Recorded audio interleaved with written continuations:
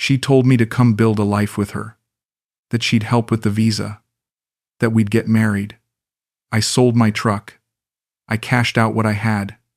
I moved to the Philippines thinking I found my last home. Then she disappeared. Just vanished. And I'm stuck here now.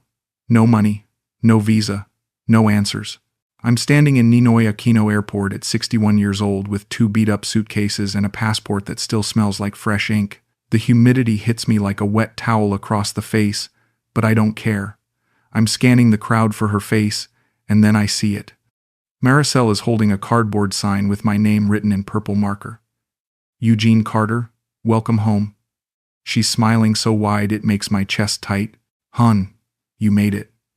She drops the sign and wraps her arms around me like we've been married for 20 years. I can smell her shampoo, something floral and clean. Her English is perfect, better than most people back in Houston. I can't believe I'm actually here, I tell her, and I mean it. 6 months of planning, of dreaming, of selling everything I own back in Texas. My neighbor bought my old Ford for $800 cash, said he'd take care of it. That truck and I had been through everything together, but I didn't need it anymore. Not where I was going. Come on, let's get you settled. I have the condo ready, just like we talked about. Marisel takes one of my suitcases without asking, and we walk toward the exit together. She's wearing a blue dress that makes her look professional, like she just came from the office, which she probably did. Real estate assistant, she told me. Helps foreigners find properties, handles paperwork, knows all the right people. The taxi ride through Manila is chaos, but she keeps talking, pointing out landmarks, telling me stories about this street or that building. Her voice is steady, confident. Not like the women back home who always seem tired or angry about something. Marisel talks like she's genuinely excited about showing me her world. This is Quezon City, she says as we pull up to a modest apartment complex. Not the fanciest area, but it's safe. Good for starting out. The building is clean, newer than I expected. She leads me up 3 flights of stairs, talking the whole time about the neighbors, the market down the street, the jeepney routes I'll need to learn. The condo is small but furnished. 1 bedroom, a tiny kitchen, a living room with a couch that's seen better days but looks comfortable enough. There's a framed photo of a sunset on the wall and some plastic flowers on the kitchen table. It feels temporary, but that's okay. We're just getting started. I had the cable turned on yesterday, and the internet should work. You need anything, the landlady's name is Mrs. Santos. She speaks a little English. Marisel sets my suitcase down and turns to face me. For the first time since the airport, we're alone and quiet. Thank you, I tell her. I mean it, Marisel. For everything. The visa paperwork, finding this place, just believing in us. She steps closer and takes my hands in hers. Her fingers are soft, no wedding ring, no tan lines from jewelry. Eugene, I told you before, but I'm going to say it again. I'm ready when you are, babe. Let's build our life. The way she says it, so sure and calm, makes me feel like the luckiest man alive. Back in Texas, after Martha left and took half of everything, after losing Danny in that accident, I thought I was done. Thought I'd spend whatever years I had left just existing, watching TV, maybe taking care of my neighbor's dog when he went out of town. But standing here in this little apartment in the Philippines with this woman who actually wants me around, I feel something I haven't felt in a decade. Hope. That night, after she leaves to go back to her place, I sit on the couch and call my daughter Abby. It's morning back in Houston. She sounds tired, probably getting the kids ready for school. Dad? Everything okay? Your number looks weird. I'm here, baby girl. I made it to the Philippines. There's a pause. Long enough that I wonder if the call dropped. Dad, are you sure about this? I mean, really sure? I know how it sounds, Abby. But she's different. She's not looking for a green card or trying to get to America. She just wants to build something real here, with me. Another pause. Okay, Dad. Just be careful, all right? And call me if you need anything. After I hang up, I walk around the small apartment touching things. The refrigerator hums, the air conditioning works. Outside my window, I can see people walking, motorcycles buzzing past, street vendors setting up for the evening rush. It's foreign and familiar at the same time. Like starting over, but in a good way. Like finally coming home after being lost for longer than I care to remember. 6 months earlier, I wasn't looking for love. Hell, I wasn't looking for anything except maybe a place to stretch what was left of my retirement money. Houston was getting too expensive, too complicated, too full of memories I didn't want to keep revisiting. I'd seen ads online about Americans retiring overseas, places where your dollar went further and life moved slower. I found Marisel through a property inquiry website. Just business at first. I'd filled out some form asking about condos for rent in Manila, maybe something month to month while I figured out if the Philippines was right for me. Most of the responses I got were copy and paste nonsense, obviously automated, but hers was different. Mr. Carter, thank you for your interest in Manila properties. I noticed you mentioned wanting something quiet and affordable. I specialize in helping American retirees find homes here, and I think I can help you find exactly what you're looking for. Would you like to schedule a video call this week? Professional, polite, no pressure. I liked that. Our first video call lasted 2 hours. She showed me 3 different apartments on her phone, walking around each one, pointing out details, explaining the neighborhoods. She looked younger than I expected, maybe early 30s, with long black hair and a business suit that made her seem serious about her job. Most of my foreign clients are looking for luxury, she told me. But I can tell you're different. You want authentic, right? Real life, not resort life. She was right. I didn't need marble countertops or a swimming pool. I needed peace. Somewhere I could disappear without actually disappearing. Can I ask you something personal, Mr. Carter? She leaned closer to her camera. What made you choose the Philippines? I mean, you could go anywhere. I told her about Martha leaving, about losing Danny, about feeling like Houston was full of ghosts. I probably said too much, but she listened without interrupting, nodding at the right moments, making small sounds of sympathy. I understand, she said when I finished. Sometimes you have to go far away to find yourself again. After that, our conversations got longer, more personal. She'd email me photos of places she thought I might like, little restaurants or parks or quiet streets. Not sales pitches, just friendly suggestions. She told me about her work, how she'd learned English watching American movies, how she was tired of local guys who played games. Filipino men, they promise everything and deliver nothing, she said during one of our late-night chats. Always looking for the next best thing, you know. But American men, they're different, more serious about commitment. That should have been a red flag, looking back. But at the time, it felt like she was choosing me as much as I was choosing her, like she saw something in me that other people missed. Don't fall in love with me too fast, she joked one night, laughing at her own comment. But there was something in her eyes that made me think she wouldn't mind if I did. The shift from business to personal happened so gradually, I barely noticed it. One day, we were talking about lease agreements. The next day, she was asking about my favorite movies, my thoughts on marriage, whether I ever wanted to try again after my divorces. She listened to my stories about working the docks in Houston, about the simple pleasure of driving Texas back roads, about missing my son but learning to live with the grief. You have a good heart, Eugene, she told me one night. I can tell from how you talk about people. Even your ex-wives, you don't say mean things about them. What's the point? I said. Being bitter just makes you old faster. See? That's what I mean. You're wise. By the 4th month, she was staying up late to match my time zone, sending me good morning texts, sharing details about her day that had nothing to do with real estate. She told me about her family, her dreams of starting her own agency, her frustration with Manila traffic and pollution. Sometimes I think about leaving this city, she said, finding somewhere quieter, more peaceful. Maybe with the right person, you know? The idea came up naturally. What if I didn't just rent a place for a few months? What if I made a real move, a permanent one? She could help with the visa paperwork, she said. She knew people, understood the system. We could take it slow, she suggested. See how we feel once you're here. But Eugene, I have to tell you something. I think about you a lot, more than I should. What do you mean? I mean, I'm starting to care about you. Really care. And that scares me because I don't want to mess up your plans or make things complicated. Marisel, I said, you're not messing up anything. You're the best thing that's happened to me in years. The night I decided to sell everything and move to the Philippines, we talked for 3 hours straight. She cried when I told her I was serious, that I wanted to build something real with her. Not just as friends or business partners, but as something more. Are you sure? She asked. This is a big change, Eugene. Once you're here, everything will be different. I'm sure, I told her. I've never been more sure of anything in my life. Looking back now, sitting in this cheap motel room with nothing but regrets and empty pockets, I wonder if she was trying to warn me. If somewhere in all those late-night conversations and careful words, she was telling me the truth about what was coming. But at the time, all I heard was a woman who wanted me to come home to her. And after everything I'd lost, that was all I needed to hear. 3 weeks into my new life in the Philippines, Marisel brings up the paperwork over breakfast. We're sitting in a small cafe near my building, sharing a plate of pancakes and drinking coffee that's sweeter than anything I've ever tasted back home. The morning crowd is starting to thin out, and she's been quiet all week, more distant. I've been wondering if I did something wrong.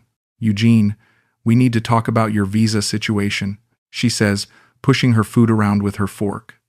Your tourist visa expires in a few months, and if you really want to stay here long-term, we need to start planning.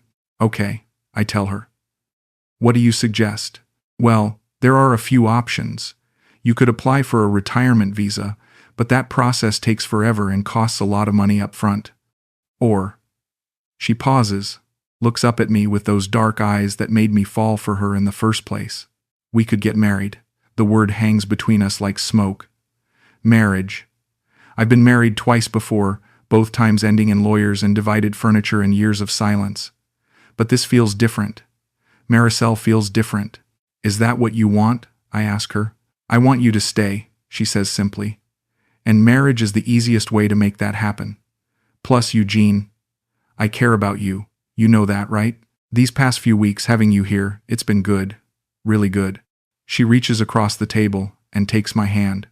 Her skin is warm, and she smells like that same floral shampoo I noticed at the airport. I care about you too, I tell her. More than I expected to.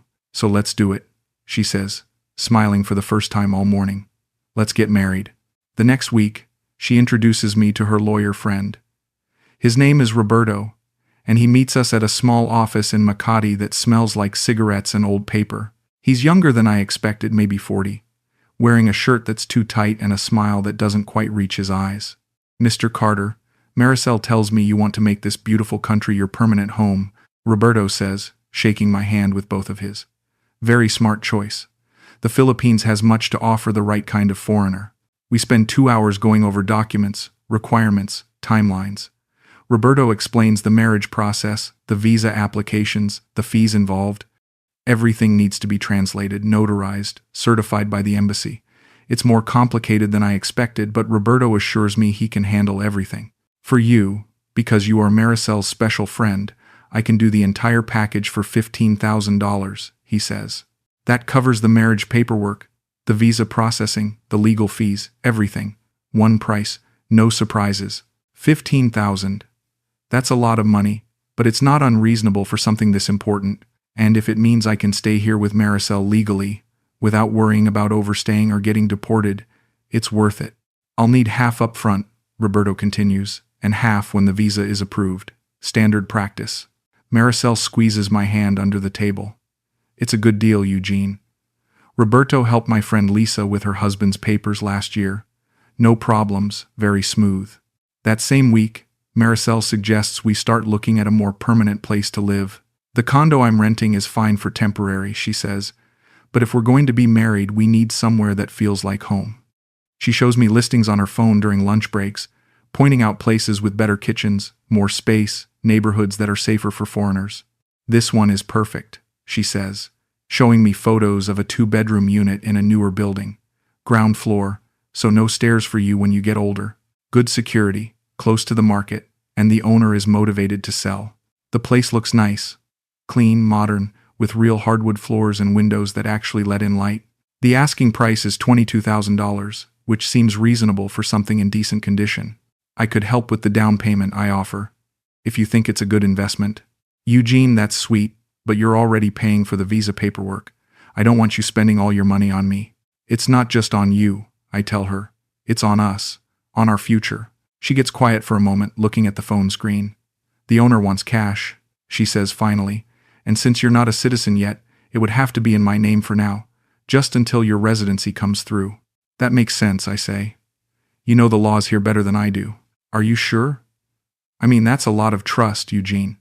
putting that much money in someone else's name. But the way she says it, with that uncertainty in her voice, makes me want to reassure her. Makes me want to prove that I'm serious about this, about us. Marisel, if I can't trust you, then I can't trust anyone. You're the one who's been taking care of everything since I got here. Finding the apartment, handling the paperwork, showing me around. You're my partner in this. She smiles then, the first real smile I've seen from her in days. Okay, if you're sure. Let me call the owner and see if we can arrange a viewing. 2 days later, we're walking through the condo with a middle-aged Filipina woman who speaks broken English and keeps pointing at features like the bathroom tiles and the kitchen cabinets. The place looks even better in person. Bigger, cleaner, with a small balcony that overlooks a quiet street lined with mango trees.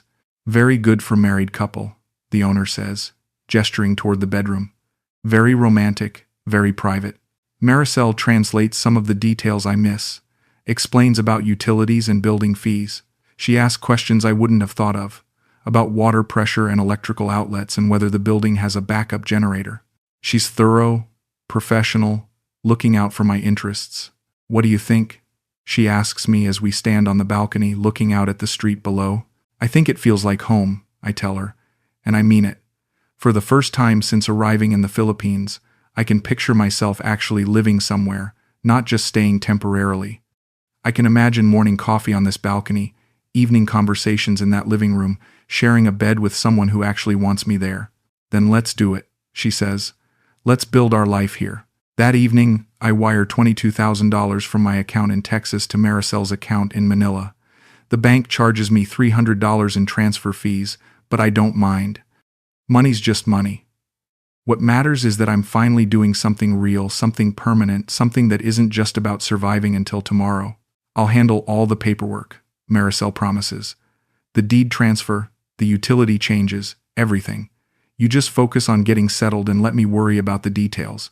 Thank you, I tell her, and I mean it more than she'll ever know. I don't know what I would have done without you. Don't thank me yet, she says, laughing. Wait until we're actually married and you're stuck with me. But even as she laughs, there's something in her voice that I can't quite identify, something that sounds almost like sadness. At the time, I think it's just nervousness about the big changes ahead. Now, sitting here months later with nothing but regrets, I wonder if it was something else entirely. A month after we put the down payment on the condo, Marisel starts changing. Not all at once, not in any way I can point to and say, that's when I knew something was wrong. Just small things. Subtle shifts that make me question whether I'm imagining problems or if something real is happening. She used to come by my temporary apartment almost every evening after work. We'd have dinner together, watch TV, talk about our days, plan for the future.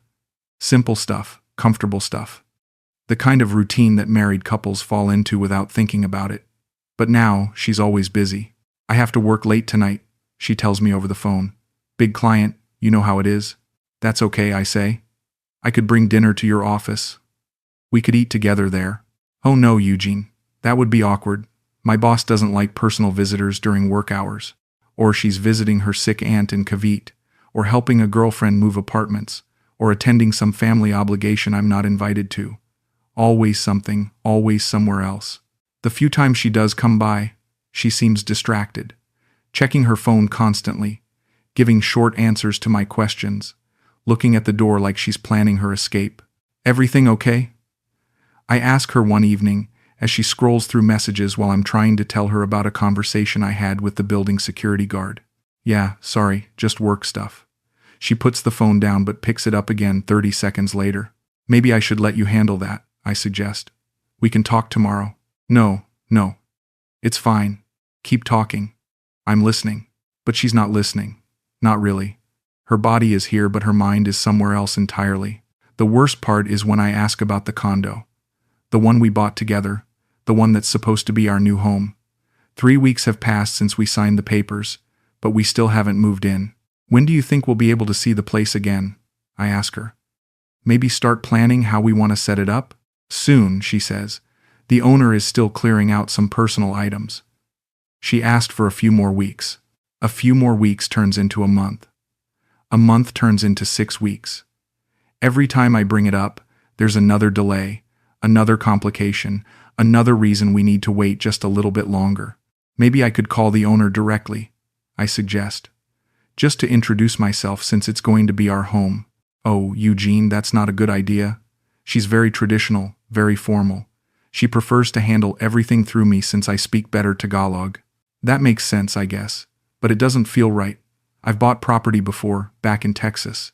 Usually, the new owner gets keys pretty quickly after closing. Usually, there's not this much mystery around a simple real estate transaction. I start asking about the marriage paperwork too. Roberto said it would take 8 to 10 weeks to process everything, but we're coming up on 12 weeks now with no word. These things take time here, Marisel explains when I mention it. Government offices move slowly, lots of bureaucracy. Roberto says we just have to be patient. Can I call him directly, just to check on the status? I already talked to him yesterday. He said everything is moving along normally, no problems. He'll call us when there's an update.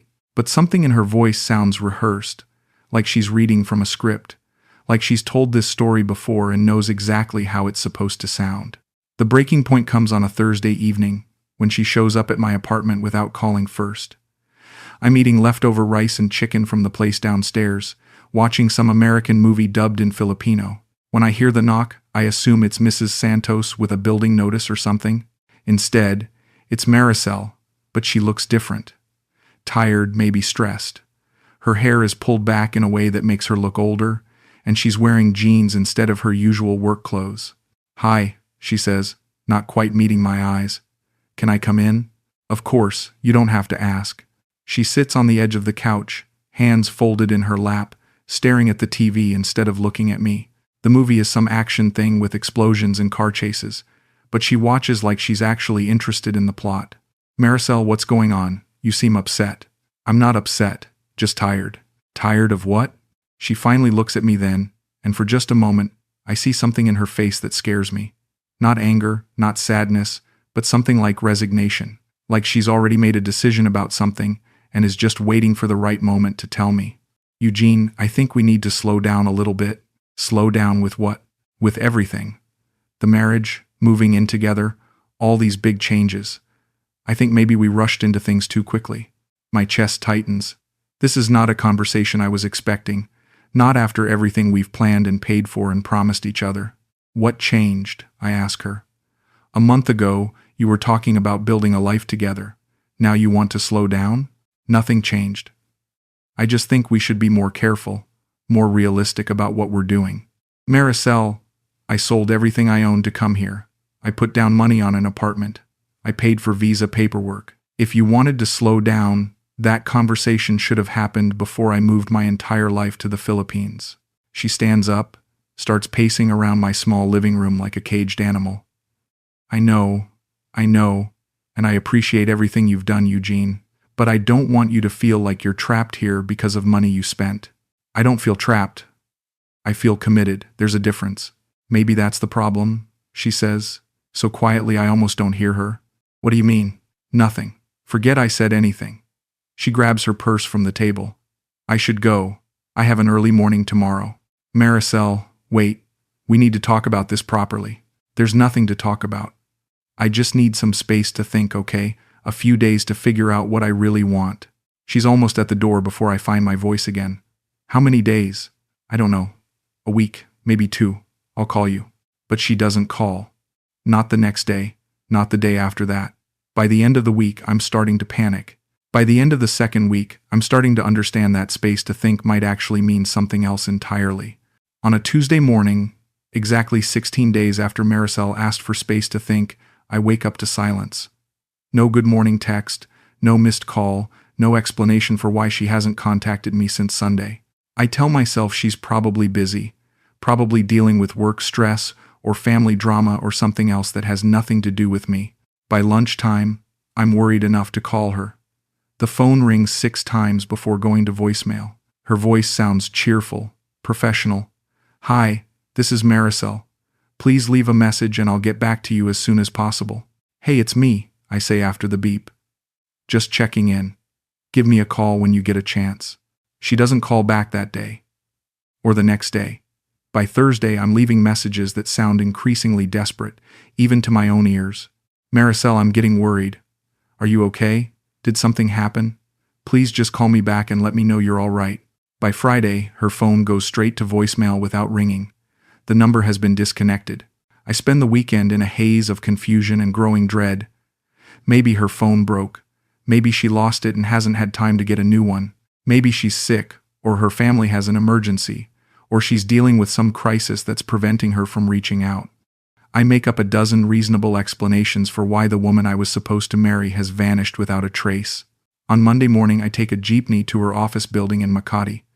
I've never been there before, but I remember the address from some papers she showed me months ago. It's a modest commercial building, the kind with small businesses and professional services scattered across multiple floors. The directory in the lobby lists Sunshine Realty Services on the 3rd floor. The elevator takes forever, stopping at every floor to let people on and off. By the time I reach the 3rd floor, my shirt is soaked with sweat and my hands are shaking. I find the door marked with the Sunshine Realty logo and walk in.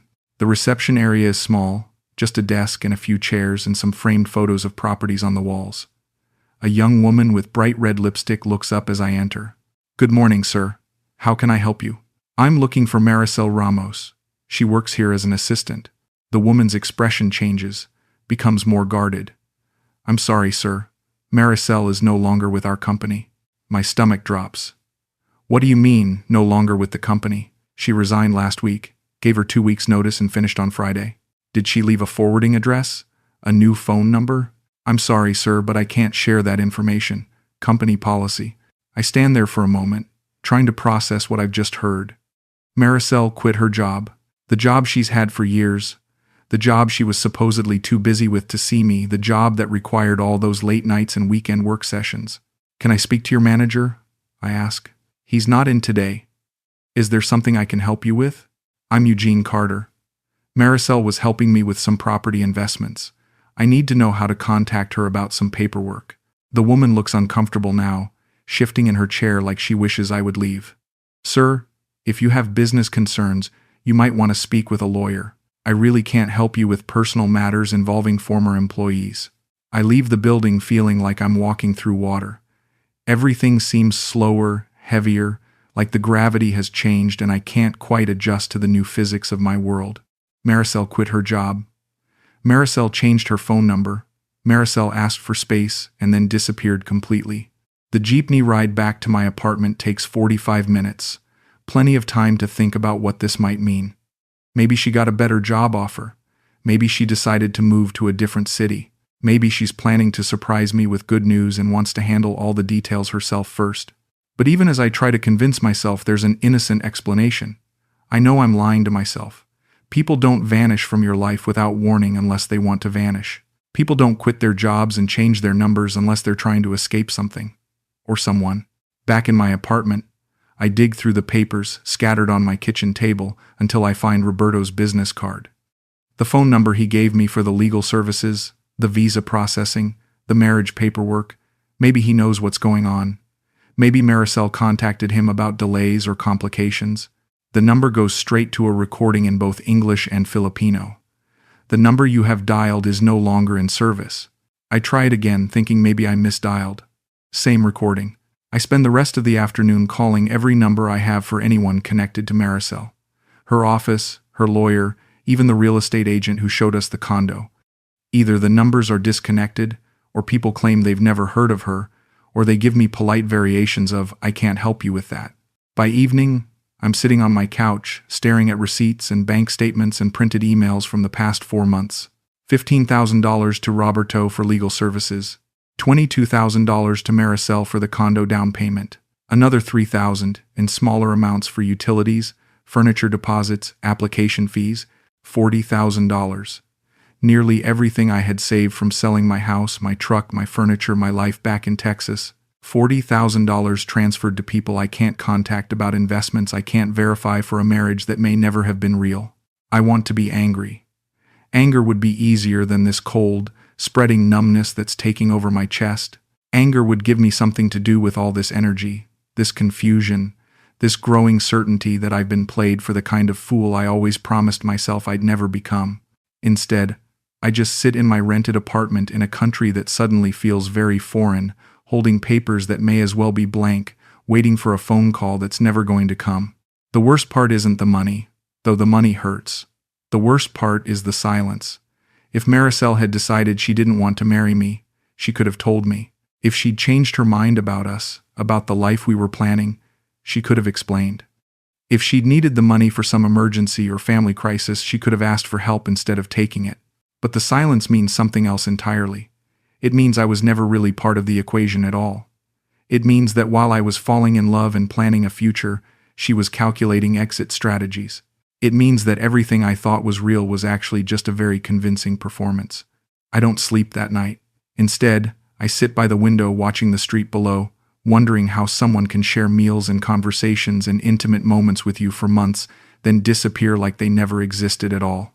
The next morning, I take a taxi to the nearest police station. It's a small, crowded building that smells like cigarettes and old coffee, with plastic chairs lined up against one wall and a desk sergeant who looks like he's seen every kind of human drama imaginable. I wait for 2 hours before anyone will talk to me. "Good morning, sir. How can we help you?" The officer speaks careful English, probably learned from dealing with tourists who get their wallets stolen or their phones grabbed by motorcycle thieves. "I want to report a fraud," I tell him. "Someone took $40,000 from me under false pretenses." He pulls out a form and starts writing. "Your name, sir?" "Eugene Carter, American citizen." "And the person who took your money?" "Marisel Ramos. She's Filipino, 33 years old, works in real estate. Or worked in real estate. I have her last known address." The officer writes down everything I tell him, but I can see from his expression that he's already losing interest. He's probably dealt with this kind of story before. Foreign man falls for local woman, transfers money, woman disappears. Tale as old as tourism. "Sir, can you tell me exactly what crime was committed?" "She took money from me for legal services that were never provided, and for a property purchase that may not be legitimate." "Were you married to this woman?" "No, but we were engaged. We were planning to get married." "Did she force you to give her the money?" "No, but she lied about what it was for." The officer sets down his pen and looks at me with what I think is supposed to be sympathy. "Sir, I understand your frustration, but what you are describing is not necessarily a crime. If you gave money willingly to someone you were in a relationship with, and that relationship ended, that is a civil matter, not criminal. But she disappeared.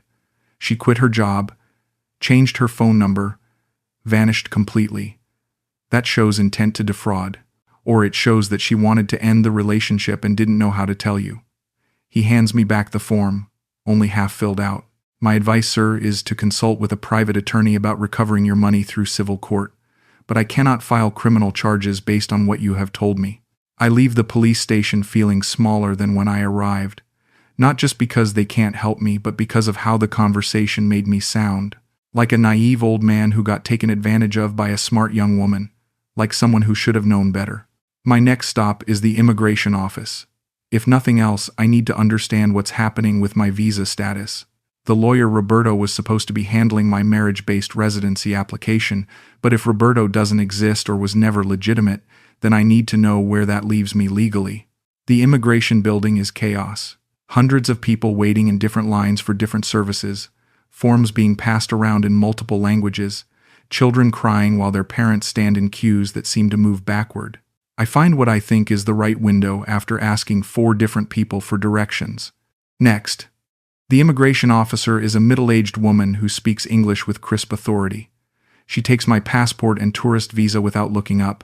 "I need to check on the status of my residency application," I tell her. "What type of application?" "Marriage-based residency. My fiancé was supposed to submit the paperwork a few months ago." She types something into her computer, frowns, types again. "What is your fiancé's name?" "Marisel Ramos." More typing. More frowning. "Sir, I don't see any applications filed under that name for you. Are you sure the paperwork was submitted?" My stomach drops again. "Yes, we paid a lawyer $15,000 to handle everything." "What lawyer?" "Roberto." I realize I don't actually know Roberto's last name. The business card he gave me just said Roberto, Legal Services, with a phone number that's now disconnected.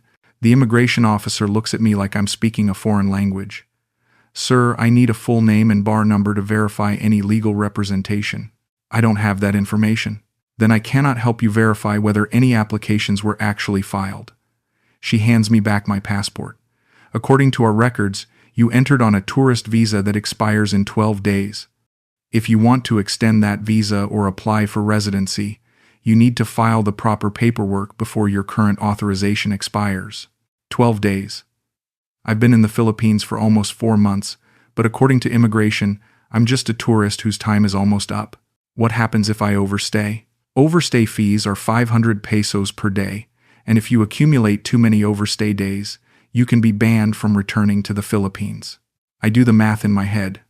500 pesos is about $10. Staying here illegally would cost me $300 a month, assuming they don't just deport me. And I can't afford $300 a month.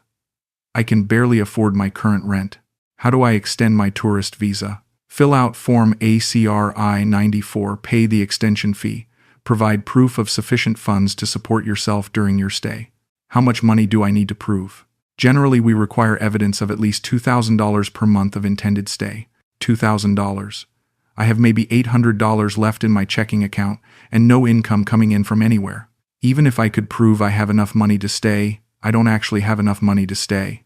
I walk out of the immigration office with a folder full of forms I can't afford to file for a visa extension I'm not sure I want anyway. 12 days to figure out whether I try to stay in a country where I've lost everything, or go back to Texas where I have nothing left to return to. That evening, I sit in my apartment surrounded by paperwork that represents the complete destruction of my financial life. Bank statements showing $40,000 in transfers. Receipts for services never rendered. Contact information for people who no longer exist. A lease on an apartment I'll have to leave in 2 weeks. I think about calling Abby, but what would I tell her? That her father is an idiot who got conned by a woman young enough to be his daughter. That I'm broke and stranded in a foreign country with no plan and no prospects. That everything she was worried about when I left Texas turned out to be completely justified. Instead, I pour myself a glass of cheap rum I bought at the corner store and try to figure out how this happened. Not just the practical details of how Marisel managed to take my money and disappear, but how I managed to convince myself that a beautiful, educated woman would want to marry an aging dock worker from Houston. How I ignored every red flag, every moment of doubt, every instinct that told me something wasn't quite right. The truth is, I wanted to believe her so badly that I chose to believe her. When she said she was tired of Filipino men who played games, I heard validation for my own romantic failures. When she said American men were more serious about commitment, I heard confirmation that I was different, better, worth choosing. When she talked about building a life together, I heard the promise that I wouldn't have to grow old alone. I wanted to believe that someone could look at me and see potential instead of just damage. That someone could want the future I was offering instead of just the money I was spending.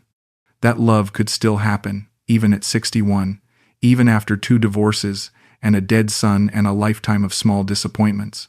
But wanting something doesn't make it real, and believing someone doesn't make them honest, and loving someone doesn't guarantee they'll love you back. The rum tastes bitter, but it's the only thing in this apartment that doesn't remind me of the fool I've become.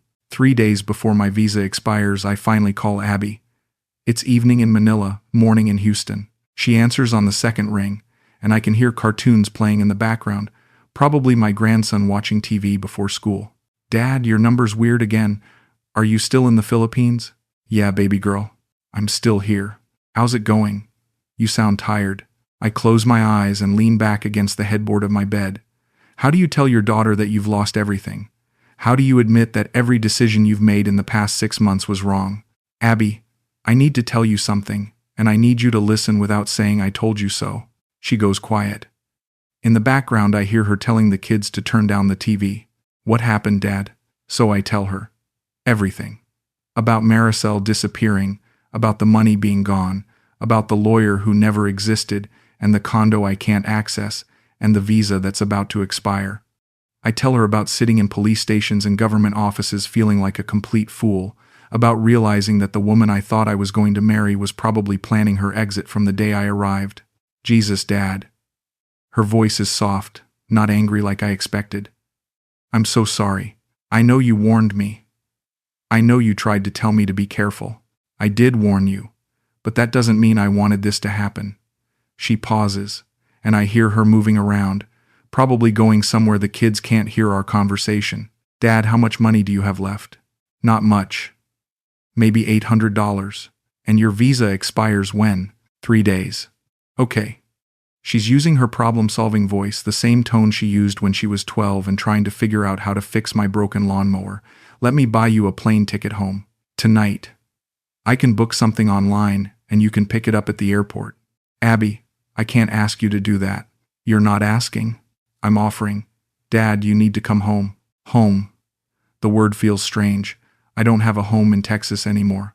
I sold my house, gave away my furniture, closed my bank accounts. Even if I could afford to go back, what would I go back to? I don't have anywhere to live there. I tell her, you can stay with us. At least until you get back on your feet. In your spare room? With Tom and the kids? Abby, you've got your own life. You don't need your broke father sleeping on your couch. Dad, your family. That's what family does. I want to say yes. Part of me desperately wants to say yes, book the flight, escape this mess I've created, and pretend the past 6 months never happened. But another part of me can't stand the thought of walking into Abby's house carrying nothing but shame and regret. What would I tell people? I ask her. Your neighbors, Tom's family, everyone who knew I was moving to the Philippines to get married? You tell them it didn't work out. Dad, people break up all the time. They don't usually lose $40,000 doing it, but relationships end. It's not the end of the world. It feels like the end of the world. I know. But it's not. Her voice gets softer, more patient. Dad, when Mom died and you thought you couldn't go on, what did I tell you? That I had to keep going for Danny. And when Danny died, and you really thought the world was over, what did I tell you then? That I had to keep going for you. So now I'm telling you that you have to keep going for your grandkids. They love their grandpa Eugene, and they don't care how much money he has or where he lives or whether he got his heart broken in the Philippines. The mention of my grandkids breaks something loose in my chest. Little Jake, who always wants me to read him stories about dinosaurs. Emma, who draws me pictures of trucks because she knows I used to drive one for work. When was the last time I thought about them, really thought about them, instead of just thinking about myself and my problems? I miss them, I tell Abby, and my voice cracks on the words. They miss you too. Jake asked me last week when Grandpa was coming to visit. What did you tell him? I told him Grandpa was on a big adventure, but he'd be home soon. We sit in silence for a moment, me in my cheap apartment in the Philippines and her in her kitchen in suburban Houston, both of us probably crying for different reasons. Dad, let me buy you that ticket. Please, come home. No, I say, and I surprise myself with how sure I sound. Not yet. What do you mean not yet? Dad, you're broke and your visa's about to expire. I mean, I'm not ready to come home as a failure. Not yet. You're not a failure. Yes, I am. I failed at 2 marriages. I failed to save my son. I failed to build a life here. If I come home now, that's all I'll ever be. The guy who couldn't make anything work. Dad, that's not true. Maybe not. But I need to figure out how to be something else before I can face those kids. I need to find a way to not be ashamed of myself every time I look in the mirror. How are you going to do that from the Philippines with no money and no visa? I don't know yet. But I can't run home every time something goes wrong. I'm 61 years old, Abby. If I don't figure out how to stand on my own now, I never will. She's quiet for a long time. Finally, she sighs. You're the most stubborn man I've ever met. I learned from the best. Your mother was twice as stubborn as me. Yeah, well, she was also twice as smart. Dad, promise me something. What? Promise me you'll call if you change your mind. Promise me you won't just disappear because you're too proud to ask for help. I promise. And promise me you'll be safe. I know you think you have something to prove, but I can't lose you too. The way she says it, with that catch in her voice, reminds me that I'm not the only one who's lost people. Abby lost her mother and her brother. She's already buried half her family. I promise, I tell her again. Abby? Yeah, thank you. For offering the ticket, for wanting to help. It means more than you know. I love you, Dad. Even when you're being an idiot. I love you too, baby girl. After we hang up, I sit in my dark apartment thinking about choices. I could take Abby's offer, fly back to Texas, sleep on her couch until I find some minimum wage job that will hire a 61-year-old man with no recent work history.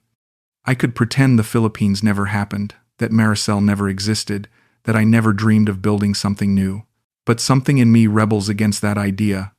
Not pride exactly, though there's some of that. Something deeper. The need to prove to myself that I can survive what's happened to me, that I can find a way forward that doesn't involve retreat. I don't know what that looks like yet. But I know it doesn't look like giving up and going home. 2 weeks after my tourist visa officially expires, I'm living in a cheaper room in Quezon City and working odd jobs for cash. Painting houses, moving furniture, helping vendors at the market load trucks. The kind of work that doesn't require papers or background checks, just a willingness to show up and sweat for 8 hours in the tropical heat. The room costs me 2,000 pesos a month, about $40. It's the size of a large closet with a single bed, a fan that works half the time, and a shared bathroom down the hall. But it's shelter, and I can afford it with what I make hauling boxes and mixing paint. The immigration overstay fees are accumulating, but I've stopped thinking about them. 300 pesos a day, 10,000 pesos a month, money I don't have for a problem I can't solve. Eventually I'll have to deal with the consequences, but for now, I'm just trying to survive one day at a time. My phone is a cheap prepaid model I bought at an electronics shop. No internet, no apps, just calls and text messages. It's Thursday morning and I'm getting dressed for another day of manual labor when the message comes through. Unknown number, but the words make my hands shake. I'm sorry. I didn't know how else to survive. That's it. 9 words from Marisel after 2 months of complete silence. No explanation, no details, no admission of what she actually did. Just an apology that raises more questions than it answers. I stare at the message for 5 minutes before I realize I'm holding my breath. Part of me wants to call the number immediately, to demand answers, to ask her where my money is and why she disappeared and whether any of it was real. Part of me wants to delete the message and pretend I never received it. Instead, I do nothing. I put the phone in my pocket and walk to the construction site where I'm helping renovate a small office building. I spend 8 hours mixing cement and carrying supplies up 3 flights of stairs, and every few minutes I think about those 9 words. I didn't know how else to survive. What does that mean? Survive what? Financial problems? Family pressure? Some crisis I never knew about? Or does it just mean she needed money and saw an opportunity in a lonely American man who was desperate enough to believe her lies? That evening, sitting in my tiny room with a bottle of beer I bought with the day's wages, I finally compose a response. I type and delete a dozen different messages before settling on something simple. Why? 1 word. Short enough that it can't be misunderstood, but open enough that she can explain whatever she thinks needs explaining. I send it, and wait. An hour passes. Then 2 hours. By midnight, I realize she's not going to respond. The apology wasn't the beginning of a conversation. It was the end of one. I delete her message the next morning.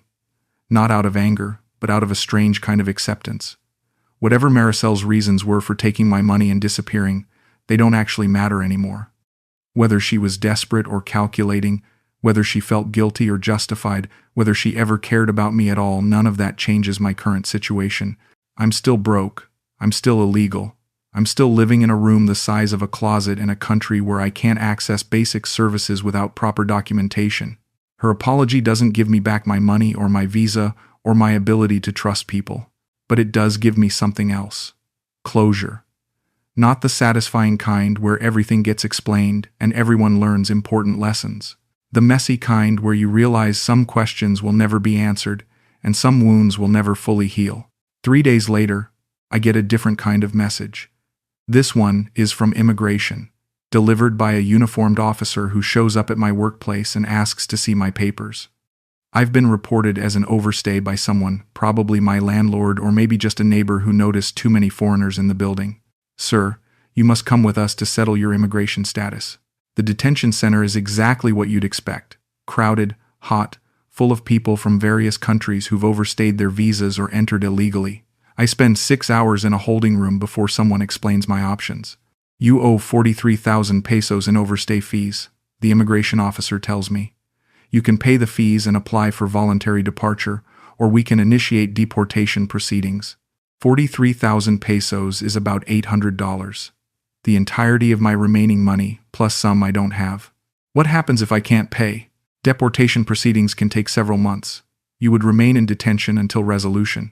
Several months in immigration detention, followed by deportation, and a ban on returning to the Philippines, or voluntary departure that would leave me completely broke but technically free to return someday. How long do I have to decide? You can think about it tonight. We'll need an answer tomorrow morning. That night, lying on a thin mattress in a room with 12 other men, I think about Marisel's message again. I didn't know how else to survive. Maybe that's true for both of us. Maybe we're both just people who made desperate choices because we couldn't see any better options. The difference is that her choices destroyed someone else's life. Mine are only destroying my own. I didn't pay the immigration fees. Instead, I made a deal with a guard who needed help with some construction work at his house. Cash payment, no questions asked, enough money to buy a bus ticket to Mindanao where immigration enforcement is more relaxed and foreigners can disappear into the provinces without much scrutiny. That was 8 months ago. Now I'm living in a small town called Tandag, working for a local contractor who pays me under the table to help with concrete work and electrical repairs. The pay is minimal, maybe 600 pesos a day when there's work available. But the cost of living is low, the local officials don't ask many questions, and I've found a kind of peace I didn't expect. My apartment is a single room above a sari-sari store, with a bed, a hot plate, and a window that looks out over rice fields that stretch to the horizon. The landlady, Mrs. Reyes, is a widow in her 70s who treats me like a stray dog she's decided to feed. She brings me soup when I'm sick and doesn't ask why an American is living in her building without proper papers. "You are good tenant," she tells me in broken English. "Quiet, no trouble, fix things when broken." I've become the building's unofficial maintenance man, repairing leaky faucets and electrical problems in exchange for reduced rent. It's not the life I planned when I left Texas, but it's honest work, and it keeps me busy enough that I don't spend all day thinking about what I've lost. The hardest part isn't the poverty or the uncertainty about my legal status. It's the isolation. I speak basic Filipino now, enough to handle transactions and simple conversations, but not enough for real connection. Most of the other foreigners in the area are either missionaries or drug dealers, neither group particularly interested in befriending a broken-down dock worker who's overstaying his visa. I call Abby once a month from an internet cafe in town. She still offers to buy me a plane ticket home, and I still tell her I'm not ready. The truth is, I don't know if I'll ever be ready. Going back to Texas would mean admitting complete defeat, returning to a place where I have no house, no job, no life waiting for me. Here, at least, I have purpose. Small purpose maybe, but real. Yesterday I helped Mrs. Reyes install a new ceiling fan in her apartment. Last week, I taught her grandson how to change a tire on his motorcycle. These aren't grand gestures or life-changing moments, but they're evidence that I still have value, that I can still contribute something useful to the world. I think about Marisel sometimes, but not with the anger or longing I expected. Mostly I wonder if she ever thinks about me, if she feels guilt or regret or just relief that she escaped whatever situation drove her to take my money. I hope she's okay, which probably sounds ridiculous given what she did to me, but holding on to anger takes energy I don't have to spare. The strangest thing is that I'm not entirely unhappy. Poor, yes. Illegal, yes. Cut off from everything I once considered normal life, absolutely. But there's something liberating about having nothing left to lose. When you've already fallen as far as you can fall, you stop worrying about falling. Last month a new American arrived in town. Younger guy, maybe 50, running from his own set of problems back home. He found me through Mrs. Reyes and asked for advice about living here without proper documentation. "How do you do it?" he asked me over beer at the local bar. "How do you just disappear from your old life and start over with nothing?" "You don't start over," I told him. "You just keep going until keeping going becomes normal." He looked at me like I was speaking in riddles, but I meant it. There's no magic moment when everything becomes okay again. There's just day after day of putting one foot in front of the other until you realize you've been walking for months without thinking about where you're going. I still check my phone for messages that never come. I still calculate how much money I'd need to pay my immigration fines and return to legal status. I still dream about having enough saved to rent a proper apartment or take a vacation or do something that feels like living instead of just surviving. But I've stopped waiting for my real life to begin. This is my real life now. A tiny room in a small town in a country that doesn't officially acknowledge my existence. Work that pays just enough to keep me fed and sheltered. Quiet evenings watching the sun set over rice fields, listening to the sounds of a place that isn't home but isn't unwelcoming either. It's not the ending I planned when I sold everything and flew to Manila to marry a woman who promised me a future. But it's not the worst ending either.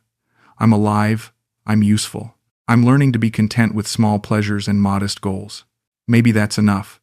Maybe, at 61, after losing 2 wives and a son and $40,000 and any illusion that I understand how the world works, maybe enough is all I can ask for. I'm still here. That has to count for something.